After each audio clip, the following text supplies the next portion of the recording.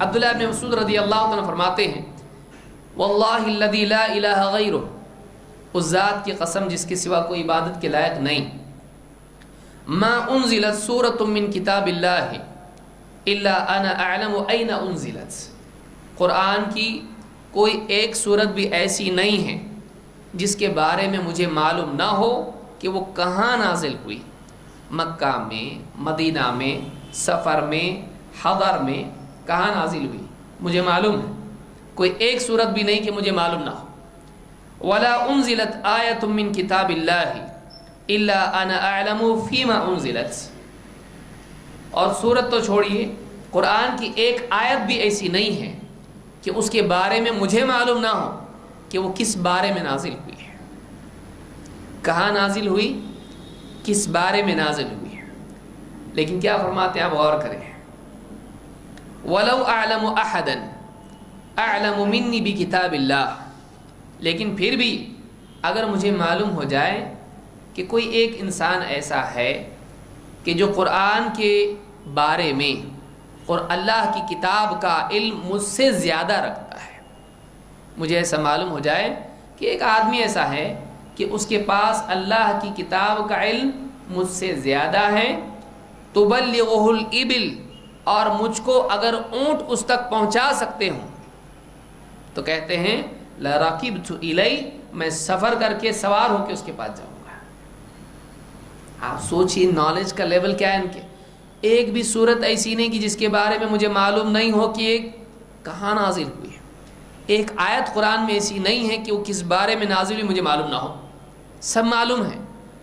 لیکن آج بھی میں اس کے لیے تیار ہوں، میرا آج بھی یہ جذبہ ہے کہ اگر مجھے کوئی بتا دے کہ ایک ایسا آدمی ہے جس کے پاس مجھ سے زیادہ قرآن کا علم ہے، میں سفر کر کے اگر جا سکتا ہوں تو ضرور جاؤں گا اس تک۔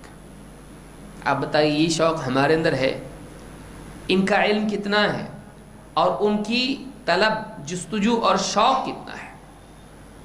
صحابہ کا علم بھی اعلیٰ تھا اور علم کا جذبہ بھی اونچا تھا، ہمارا علم بھی کم تر ہے اور جتنا کم علم ہے اس سے کم ہمارا جذبہ ہے، یہ ہم میں اور ان میں فرق ہے۔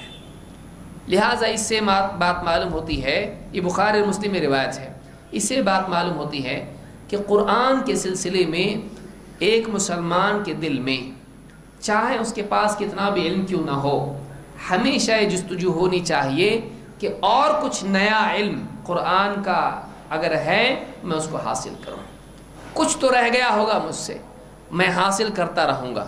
یہ جذبہ اگر آدمی کے دل میں ہے تو واقعی اس کے پاس اللہ کی طرف سے ایک بہت بڑی نعمت ہے۔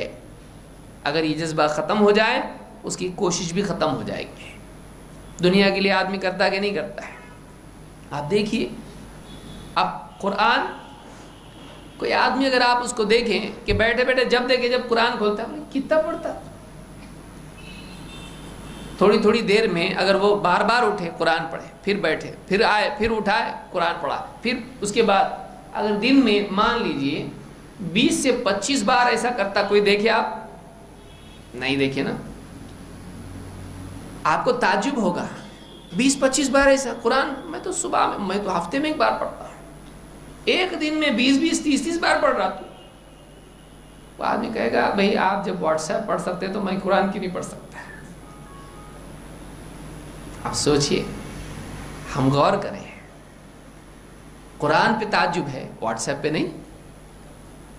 اور 25 یقین مانیے اس مجلس میں شاید ہی کوئی ہوگا جو 25 سے کم پڑھتا ہو، شاید ہی کوئی ہوگا جو 25 سے کم مرتبہ چیک کرتا ہو۔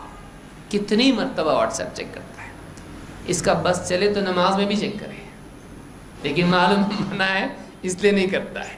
ہاں، نماز کے بعد فوراً برابر چیک کرتا ہے اور اقامت ہوتے ہوتے چیک کرتا ہے۔ یہ جو الفت، یہ جو محبت، یہ جو دل فریب واٹس ایپ انسان کے اوپر جو مسلط ہے، سلف کے لیے قرآن ایسے تھا۔ بعض علماء نے کہا پہلے ہم کو سمجھ میں نہیں آتا تھا کہ ہمارے جو صحابہ سلف علماء جو ہیں یہ قرآن سے ایسے کیسے جڑے کہ جب دیکھے جب قرآن، جب دیکھے جب قرآن، لیکن جب سے ہم نے واٹس ایپ دیکھا ہے تب سے سمجھ میں آ گیا کہ نہیں، واقعی سلف بھی اسی طرح سے قرآن کے بالکل ایک دم پیاسے اور بار بار اس کی طرف چمٹنے والے، لپکنے والے، پڑھنے والے ہوتے تھے، کیونکہ آج لوگوں کو جب ہم نے واٹس ایپ استعمال کرتے دیکھا سمجھ میں آ گیا دیوانہ وار، جدا نہیں ہو سکتا ہے اس کا، بس چلے تو خون کر دے اگر اس سے کوئی واٹس ایپ چھین لے۔ آپ کسی آدمی سے تصور کر سکتے ہیں واٹس ایپ نہیں، واٹس ایپ نہیں، قرآن کا شوق ہونا چاہیے۔ آپ دن میں ایک آیت نہیں پڑھ سکتے، جو صورتیں آپ کو یاد ہیں اس کا آپ ترجمہ نہیں سمجھ سکتے، کیا ہے اس کے اندر؟ الم تر کیف فعل ربک باصحاب الفیل، کیا ہے یہ؟ بچپن سے لے کے آج جوانی، جوانی سے بڑھاپے تک میں پڑھ رہا ہوں، ہے کیا یہ؟ الحمدللہ رب العالمین، کیا ہے یہ؟ ایاک نعبد و ایاک نستعین، کیا ہے کیا یہ؟ کبھی شوق نہیں پیدا ہوا دل میں؟ کبھی تو دیکھوں میں کہ کیا اللہ تعالیٰ فرماتا ہے، یہ عربی میں ہے، اس کا کیا مطلب ہے؟ شوق ہونا چاہیے۔ اگر یہ شوق نہیں ہوگا انسان کے دل میں تو زندگی بھر وہ قرآن کے قریب ہو کر بھی دور رہے گا اور محروم مرے گا قرآن سے۔ آپ سوچئے ایک آدمی زندگی بھر اس کو معلوم ہی نہیں پڑا کہ اللہ نے کیا بتایا، اس حال میں اس کو موت آئے کہ وہ دنیا کے لوگوں کی باتیں جانتا ہو، وہ سیاست دان، جھوٹے، نکمے، ہر قسم کی بدکاری کرنے والے، ان کا کلام جانتا ہو، وہ طوائفوں کے گانے جانتا ہو، وہ جھوٹے اور مکار لوگوں کے جوکس جانتا ہو، وہ بے قیمت لوگ جن کی بات بے وقوف جاہل قسم کے لوگ ان کی باتیں جانتا ہو، وہ اداکاروں کی فلمی ڈائلاگ جانتا ہو، وہ فلموں کے گانے جانتا ہو، وہ آلتو فالتو لوگوں کے، بے وقوف لوگوں کے انٹرویو جانتا ہو، اس کو یہ معلوم نہ ہو کہ اللہ تعالیٰ نے کیا فرمایا ہے۔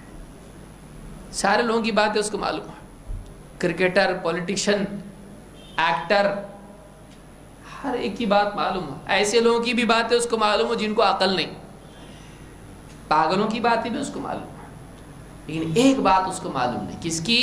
اللہ کی بات اس کو معلوم ہے۔ کتنا محروم آدمی ہے۔ نظام آدمی بنائے، تھوڑا وقت نکالے، اس کے لیے بہت کچھ کرنے کی ضرورت نہیں، تھوڑا وقت آدمی نکالے، روزانہ تھوڑا وقت نکالے اور تھوڑا سا پڑھے اور اس کو سمجھے، تفسیر اس کی پڑھے کہ کیا مطلب ہے۔ علماء نے آسان تفسیریں لکھی، اس کو سمجھنے کی کوشش کریں، اس سے دل کی دنیا بدلتی ہے، اس سے انسان کے دل میں خیر پیدا ہوتی ہے۔ تو یہ پہلی چیز ہے، شوق ہونا چاہیے انسان کے دل میں، قرآن کے سمجھنے کا شوق ہو۔